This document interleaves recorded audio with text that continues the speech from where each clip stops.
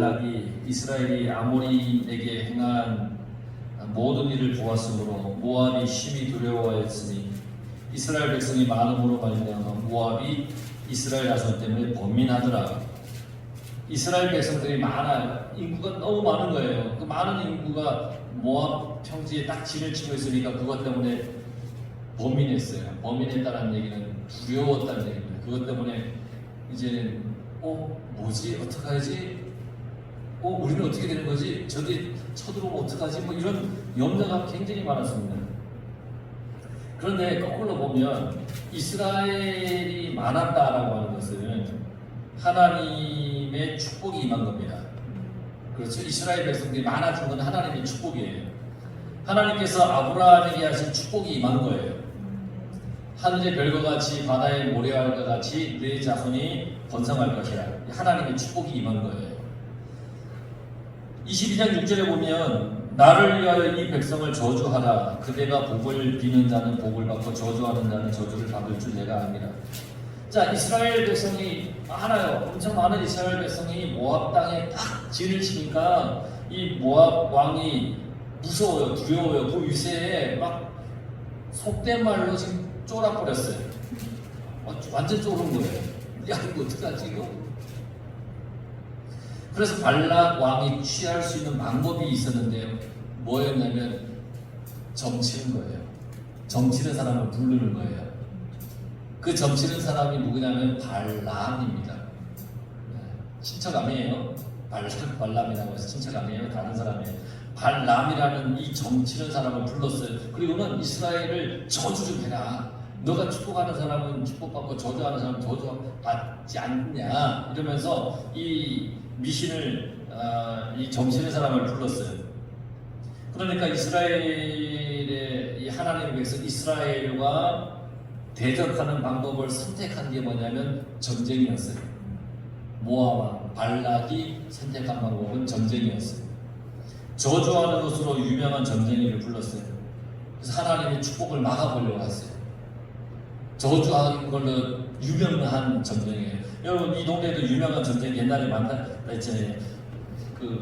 간증 들어보면 죄다 전쟁이 얘기 나오더군요. 이 동네에는 많았나 봐요. 근데 하나님의 축복을 막아보기 위해서 사용한 방법이 전쟁이었다는 거예요. 발락 왕은 모압의 장로들과 미디안의 장로들을 불러서 전쟁이를 만나려면 뭘 가져가야 돼요? 내 돈으로 가면 해줘요? 안 해주잖아요. 복채를 들고 가는 거예요. 성경에도 우리 읽지 않았지만 복채를 들고 갔다 그랬어요. 복채를 들고 발락에게 가서 이 발락 왕이 한 말을 전하라고 했어요. 그게 22장 11절에 이제 와서 나를 위하여 그들을 저주하라. 이 복채를 들고 갔단 말이에요. 근데 15절에 보면 더 높은 고관을 보냈다 그랬어요. 복채를 가져갔는데 발람이 그냥 싫다고 그랬어요. 그러니까 더 높은 사람을 보냈어요. 인맥을 동원한 거예요. 높은 고관 인맥을 동원해서 이제 이스라엘을 저주하라는 거예요. 물질로 인맥으로 하나님의 백성을 저주하고 싶은 발락의 마음인 거예요. 그만큼 지금 이스라엘이 무서운 거예요. 그런데 정작 이스라엘은 모압 땅에 모압 왕과 그 백성에게 어떠한 해도 입히지 않았어요. 아무것도 하는 게 없어요. 모압 왕 발락은 이스라엘에게 임한 하나님의 능력을 보고 지레 겁을 먹는 거예요. 바산도 그렇고, 야, 저 옥왕도 그렇고, 야, 다 졌는데, 야, 우리는 이러면서 지레 겁을 먹는 거예요. 이 세상은 하나님의 복을 받는 우리들을 무너뜨리려고 해요. 이 사탄의 전략이에요. 사탄은 하나님의 복을 받고 있는 우리를 무너뜨리고 싶어 해요. 우리가 하나님의 복에서 멀어지게 하고 싶은 게 사탄이에요. 구원의 은혜에서 멀어지게 하려고 하는 게 사탄의 목적이에요. 그래서 우리가 구원의 은혜를 잊어버리게 되면 그때부터는 하나님의 자녀라고 하는 그 신앙의 뿌리가 흔들릴 수 있어요. 그러니까 그걸 흔들기 위해서 사탄은 우리로 하여금 구원의 은혜를 잊어버리게 만들려고 우리를 흐트러뜨리려고 하는 사탄의 전략이에요. 가나안을 향하여 가는 이스라엘에게 임한 하나님의 능력을 모압 왕 발락이 봤어요. 두려워요. 막 가는 족족 전령에서 다 승리하는 거예요. 아, 저 노예였던 쟤네들이 어떻게 저렇게 싸움을 잘하지? 뭐 이러면서 무서운 거예요. 여러분, 천국을 향하여 가는 우리에게 임한 하나님의 은혜를 본 그 사탄은 우리가 두려운 거예요. 그래서 두려운 거예요. 사탄은 우리를 두려워해요. 하나님의 은혜 가운데 걸어가는 우리를 두려워해요. 그러니까 여러분, 하나님의 은혜의 강가에서 떠나거나 멀어지거나 그 은혜의 강가에서 벗어나지 않기 위해 다 깨어 하나님만 바라보시길 바랍니다. 이렇게 발람을 찾아서 이스라엘을 저주해달라고 발람 왕이 부탁을 해요. 그러나 하나님께서 이 전쟁이 발람에게 나타나서 이렇게 말씀하세요. 22절 12절. 너는 그들과 함께 가지 말고 그 백성을 저주하지도 말라. 그들은 복을 받은 자들이니라. 발람, 이 점쟁이 발람은 그를 찾아온 사람들과 함께 가지 않기로 해요. 왜냐하면 하나님께서 나타나서 가지 말라고 했으니까. 그러자 모압 왕 발락이 더 높은 고관들을 보냈다고 했잖아요. 인맥을 더 동원한 거예요. 그때 하나님께서 발람에게 나타나서 또 말씀하세요. 20절에 그 사람들이 너를 부르러 왔거든. 일어나 함께 가라. 그러나 내가 내게 이르는 말만 준행할지니라. 자, 처음에는 복채를 들고 왔어요. 그때 하나님께서는 가지 마라 그랬어요. 두 번째, 더 높은 고관, 또 높은 사람, 지위에 있는 사람들이 왔을 때 하나님은 그때는 그러면 이제 함께 가라 이렇게 말씀하세요. 그리고 하나님의 말만 준행해라, 잘 따라라, 뭐 이렇게 말씀하세요. 그런데 보세요, 왜 가지 말라고 하셨다가 또 다시 가라고 하셨을까? 계속 가지 말라고 해야 되잖아요. 계속. 근데 처음에는 가지 말라고 했다가 두 번째는 가라고 했어요. 발람이 이 모압 왕 발락에게 가면 이 발락 왕은 전쟁이 발람에게 이스라엘을 저주해라 라고 부탁할 거예요. 그걸 아는 하나님께서 이 전쟁이 발람을 가라 그랬습니다. 처음에는 가지 말라 했다가 가라 그랬습니다. 왜 그랬을까요? 그 이유는 찾아가서 이 발락 왕에게 이스라엘은 하나님의 축복을 받은 백성이다라는 것을 정확하게 가르쳐 주기 위해서 다시 가라고 하신 거예요. 또 성경을 읽어보면 점쟁이 발람은 결코 이스라엘을 저주하지 않아요. 오히려 이스라엘을 축복을 해요. 하나님께서 모압에게 분명히 가르쳐주고 계신 거예요. 너희들이 한만 해도 이 발람은 이스라엘을 저주하지 않고 축복할 거다. 왜? 하나님의 백성이다. 이걸 가르쳐 주시기 위해서. 점쟁이를 통해서 이스라엘은 하나님의 축복받은 백성임을 선포하게 하신 거예요. 그러면 발람 입장에서는 저주하기로 정평이 나 있는 이 발람이 되게 축복을 하면 정말 저 백성은 하나님의 축복된 백성이구나 라고 받아들이고 인정할 수밖에 없는 것. 하나님께서 그러기 위해서 발람을 가라 그렇게 말씀하신 거예요. 그런데요, 이 발람이 모압 왕 발락에게 가긴 가는데 하나님의 백성을 위해 가는 것보다는 이 발람 전쟁이는 모압 왕 발락이 준비해 놓은 금은보화의 마음이 빼앗길 가능성이 아주 높아요. 그렇잖아요. 목채를 받고 돈을 받고 저주를 해주는 발락 입장에서 이게 자기 돈벌이에요. 발락 왕에게 가면 되게 많은 금은보화를 받을 수 있어요. 그의 마음이 빼앗길 가능성이 아주 크다는 거예요. 물론 발람은 이렇게 말하고 있습니다. 18절에 보면 발락이 그 집에 가득한 은금을 내게 줄지라도 내가 능히 여호와 내 하나님의 말씀을 어겨 덜하거나 더하지 못하겠노라. 이렇게 말했다면 이 발락은 발락 왕이 보낸 사신들을 어떻게 해야 될까요? 가세요. 가세요. 나는 그게 마음이 없습니다. 가십시오. 이렇게 해야 됩니다. 그러나 성경에 보면 하루를 유숙하게 하고 그 자신들을 하루만 좀 기다려 보십시오 하고 하나님께서 무슨 말씀을 하실지 알아보겠다라고 얘기해요. 하나님께서 하신 말씀은 12절에 그들과 함께 가지 말라는 거였잖아요. 이스라엘은 축복을 받은 사람들이기 때문에 저주를 원하는 그 발람에게 가지 마라 였잖아요. 하나님 말씀이. 그런데 이 발람 점쟁이는 혹시 하나님의 마음이 바뀌지 않을까라고 하는 바람을 가지고 있는 거예요. 이게 가게 되면 금은보화를 얻을 수 있으니까. 그런 발람의 속마음을 다 아시는 하나님이시잖아요. 그래서 이 발람 점쟁이를 모압 왕 발락에게 보내서 이스라엘이 축복받은 사람임을 확실히 가르쳐주기 위해서 다시금 그를 가라 이렇게 말씀하시는 거예요. 이 발람의 인간적인 그 얄팍한 마음을 다 아시는 하나님께서 그를 그렇게 가도록 했습니다.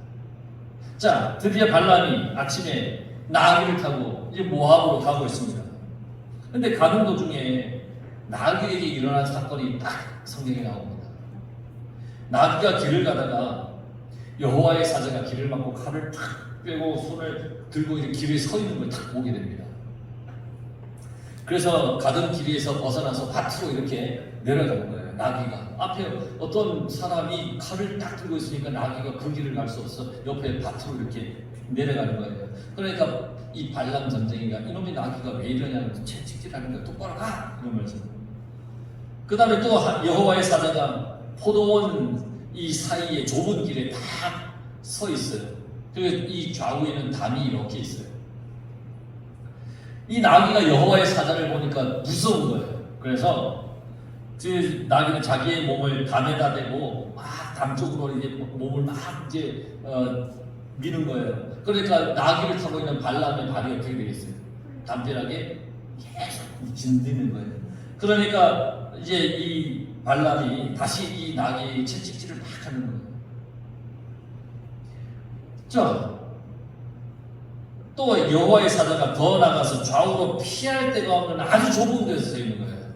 이 담벼락도 없어요. 아주 좁은 길이에요. 더 이상 뭐 좌우에 피할 것도 없어요. 이때 이 나귀가 이 발람 이 점쟁이 밑으로 이렇게 납작 엎드렸다는 거예요. 그러니까 발람은 자기가 가지고 있는 지팡이로 이 나귀를 내려 때렸다 그랬어요. 이때 여호와께서 이 나귀의 입을 열게 해서 발람에게 말을 하게 하셨다. 나귀가 이제 이 발람에게 내가 도대체 뭘 했다고 3번이나 나를 때리냐라고 얘기합니다. 내가 뭘 했다고 나를 3번이나 때리냐. 그 말에 발람은 자기 손에 칼이 있었으면 넌 죽었을 거야. 나귀에게 그렇게 얘기를 합니다. 그러니까 나귀가 이렇게 얘기해요. 일생 동안 당신이 나를 탔지 않느냐, 타고 다녔지 않느냐, 언제 이같이 하는 버릇이 내게 있었느냐, 나 처음 이러는 거 아니냐, 이렇게 얘기를 하는 거예요. 그러니까 발람은 그렇지, 이런 적이 없었지. 그때 발람의 눈이 밝혀져서 발람은 여호와의 사자가 손에 칼을 빼고 길에 서 있는 것을 보도록 하신 거예요. 그리고는 하시는 말씀이 32절에서 33절. 너는 어찌하여 네 나귀를 이같이 3번 때리느냐.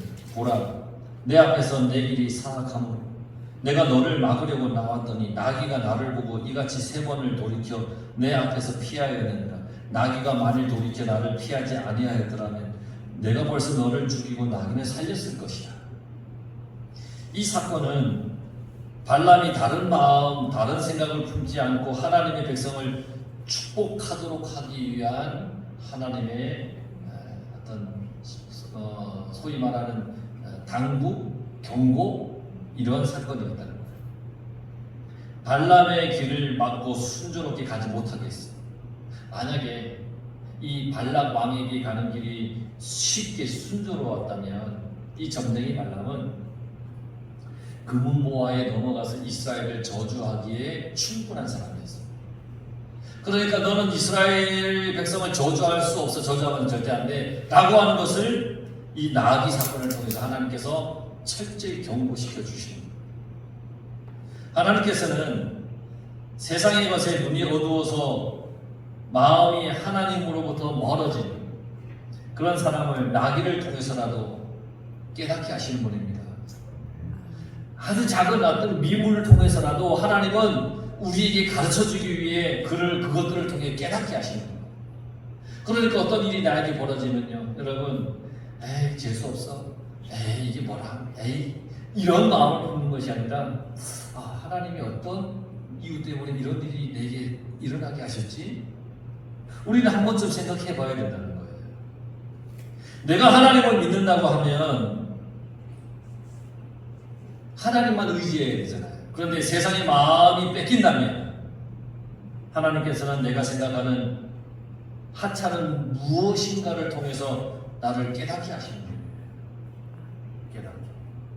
나의 믿음이 약해지고 있고 나의 주변에 뭔가 평소와는 다른 일들이 일어난다면 하나님께서 나에게 무엇을 말씀하시려고 하는지 그걸 우리는 잘 살펴봐야 됩니다. 하나님은 나귀를 통해서 발람에게 이스라엘을 축복해야 한다는 것을 다시 깨닫게 하셨어요. 그리고는 하시는 말씀이 35절에 내가 너에게 이르는 말만 말할지니라. 20절의 말과 똑같아요. 다시 한번 상기시켜 주시는 거예요. 내가 너에게 말하는 거 가르치고 가서 하라고 하는 그 말만 해라. 이제 점쟁이 발람은 발락에게 가서 이렇게 얘기를 해요. 38절에 내가 오기는 하였으나 무엇을 말할 능력이 있으리까? 하나님이 내 입에 주시는 말씀 그것을 말할 뿐이니이다 라고 그렇게 얘기를 하고 있습니다. 자기는 아무것도 없다는 거예요. 하나님밖에 없다는 거예요. 하나님이 하라고 하는 그 말밖에 못하겠다는 거예요. 발락이 믿었던 이 점쟁이마저도 하나님의 말씀만을 말하겠다는 거예요. 야, 이 발람이 와서 이스라엘 저주했으면 좋겠는데 이 점쟁이가 와서 자기는 하나님이 가르쳐주신 말씀만 하겠다는 거예요. 세상의 것들이 하나님의 자녀들을 저주하고 위협하려고 해도 하나님께서는 그 구원의 약속을 결코 저버리는 분이 아니라고 하는 것을 가르쳐 주시는 거예요. 나에게 하신 하나님의 약속, 구원의 약속, 영생의 약속은 결코 변함이 없습니다. 어떠한 일을 하나님께서 겪게 하시더라도 그 구원, 그 영생, 그 하나님의 약속은 변하지 않는다는 겁니다. 자, 이 발람 왕은 이제 이 발람을 바알의 신당에서 비스가 산 꼭대기에서 부올 산 꼭대기에서 발람에게 이스라엘의 진영을 보여줍니다. 세 군데를 데려가서 이스라엘을 보여요. 그리고 제발 좀 저주해달라고 그렇게 말을 합니다. 이때 발람이 뭐라 하느냐? 24장 1절 2절에 발람이 자기가 이스라엘을 축복한 것을 여호와께서 선히 여기심을 보고 전과 같이 점수를 쓰지 아니하고 그의 낯을 광야로 향하여 눈을 들어 이스라엘이 그 지파대로 천막 친 것을 보는데 그때에 하나님의 영이 그 위에 임하신지라. 이 발람이 더 이상 점수를 쓰지 않았다는 거예요. 하나님께서 주신 말씀만 전하지 자기 어떤 점수를 쓰지 않았다는 거예요. 점괘를 할 때처럼 뭐 하지 않았다는 거예요. 오히려 하나님의 영이 그 위에 임했다 그러는 거예요. 저주를 부탁받아서 하나님의 백성을 저주하러 갔던 그 점쟁이가 하나님의 영에 이끌려서 이스라엘 백성들을 축복하는 거예요. 여러분, 하나님의 영이 임하시면 점쟁이도 사리사욕에 휩싸였던 그런 사람들도 그 어떤 종류의 사람도 하나님의 뜻을 따라 생각하고 행동하게 됩니다. 하나님의 영이 임합니다. 발람, 이 점쟁이는 발람이 인도한 새 장소에서 하나님을 만나게 되면 하나님께서 지시하는 대로 말하겠다는 거예요. 아마 날 데려가도 거기서 내가 하나님을 만나면 하나님이 지시하는 대로 내가 말할 것이다. 그리고 그는 하나님께서 주신 말씀대로 말씀만 전했습니다. 오직 이스라엘을 축복할 뿐이었습니다. 그것이 하나님의 뜻이고 하나님이 이루실 계획이기 때문입니다. 그러니까 이 발람 왕이 화가 많이 날 거 아닙니까? 아니 이놈의 점쟁이가 와서 이스라엘 저주 좀 하랬더니 축복만 하는 거예요. 이거 화가 많이 났지. 발람을 데려온 이유가 저주인데 축복을 하는 거예요. 그럴 때마다 우리가 오늘 읽었던 말씀, 발람이 점쟁이가 발락 왕에게 얘기한 거예요. 23절 12절 23장 12절 여호와께서 내 입에 주신 말씀을 내가 어찌 말하지 아니할 수 있습니까? 23장 26절 여호와께서 말씀하신 것은 내가 그대로 하지 않을 수 없다고 하지 않아야 했습니까? 24장 13절 여호와의 말씀을 어기고 선악간에 내 마음대로 행하지 못하고 여호와께서 말씀하신 대로 말하리라 하지 아니하였나이까? 하나님의 뜻을 하나님의 백성을 축복하는 건데 나 하나님께서 가르쳐 주시고 하라고 한 그 말만 한다고 하지 않았습니까? 발람의 대답이었습니다. 이스라엘은 그들의 인구가 대단히 많았습니다. 하늘의 별과 같이 바다의 모래알과 같이 아주 많았습니다. 하나님의 축복입니다. 그리고 가나안 약속의 땅이 남아 있습니다. 그 약속을 이 약속이 축복이 이루어져야 하기 때문에 하나님께서는 모든 방해를 물리치시는 겁니다. 하나님의 뜻을 이루시기 위해 내 주위의 모든 것을 하나님께서는 선하게 사용하십니다. 나는 예수님을 믿어 구원을 받은 하나님의 자녀입니다. 내가 천국을 향하여 가는 길에 나를 방해하는 것이 있다면 여러분 하나님께 맡기십시오. 하나님의 도움을 구하십시오. 하나님께서는 하나님의 자녀가 영생에 가는 길을 영생의 길을 가는 것을 도와주시는 분이십니다. 나에게 하신 구원의 약속을 지켜주시는 분입니다. 그러니 천국을 향하여 가는 내 삶을 유혹하는 것들이 있어도 두려워하지 마십시오. 하나님 나와 함께 하시기 때문입니다. 사실은 내가 두려워할 것은 나를 방해하려는 사탄의 세력 그런 것들이 아니라 나에게 있는 구원의 복을 빼앗기지 않으려고 하는 그 마음을 가져야 되는 것입니다.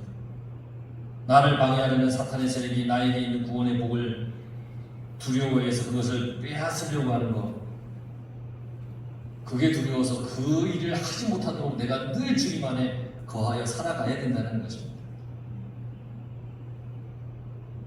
그런데 여러분 중요한 것은 사탄은 나에게 임한 하나님의 모든 축복을 빼앗을 수 없습니다. 하나님께서 주신 축복이기 때문입니다. 하나님은 지켜주실 겁니다. 우리를 지켜주실 것입니다. 우리 모두 하나님의 축복을 받아보며 담대히 살아가시길 바랍니다. 하나님께서 주시는 축복을 빼앗을 자 아무도 없습니다. 그리고 반드시 그 축복을 이루시는 분은 하나님이시기 때문에 여러분 늘 하나님의 말씀에 의지하고 두려워하지 말고 하나님만 꼭 붙잡고 하나님만 꼭 의지하고 그렇게 믿음으로 모두가 살아갈 수 있기를 간절히 축원합니다. 기도하겠습니다.